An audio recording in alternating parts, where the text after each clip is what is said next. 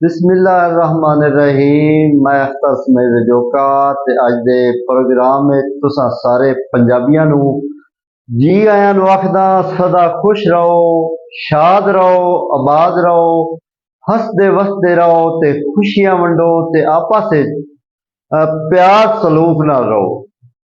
ते एक पंजाबी दा दौड़ा तुसे सारे भाइयां अल मैं सटदा पिया ते उम्मीद है तुसी उन्हों पसंद भी कर सो ते उस पिछे जेड़े असल इशू है उस अल मैं उसा इंज है बई भावें नक ताई हो के गुजर की तेनू कई तकलीफ दिवाई नहीं ते साडी माज मलोटी हस्ती दी तुसा आज ताई आस पुजाई नहीं ते तोड़ा शाही दस्तूर मैं परेख लिया है ते रत्ती अदल दी नजरी आई नहीं।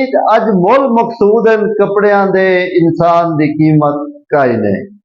नाजरीन इस तरह है कि ये जिहड़ी गल है तुसा तवज्जो ना सुननी है, इनू शेयर करना है, लाइक करना है ते जवाब अपना कमेंट देना है। हुण होया की है, हुण ये जिहड़ा रोड है सारा त्रुट भज गया है, मुंह न मत्था ते जिन पहाड़ू लत्था। फिर साडे पाकिस्तान ने जिहड़ियां गड्डियां नू माशाअल्लाह उन्हां दा तां की आखना।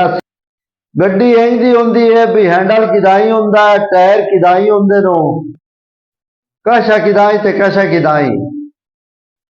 बई जेड़े बुआने तो पैसे नाल सफर करदे ना गड्डियां ते लगदे न उन्होंने पता है, या जेड़े रोजाना की बुनियाद से इत्थे बुआने आते नो पता भी ये रोड की हालत की है। मार सकलैन अनवर सिपरा MP आल उन्हें ये रोड बनवाया, रोड तो ठीक बन गया लेकिन हुण अदम तवज्जो की वजह तो ये सारा त्रुट बच गया, पता नहीं कि नजर लग गई है। ते जेड़े साडे अवामी नुमाइंदे नो या जेड़े मुतलका महकमा है वो लगते ही होने ने तो अधे राती विखींदा भी गड्डियां जांदियां पईयां आउंदियां पईयां या साए के लगते हैं भी उन्होंने ये रोड दिसदा ही नहीं। हकीकत इस त्रुट बज जावन की वजह तो बहुत ज्यादा एक्सीडेंट होंदे नो क्योंकि 24 घंटे साडा भी इत्थे आवन जावन हुंदा है।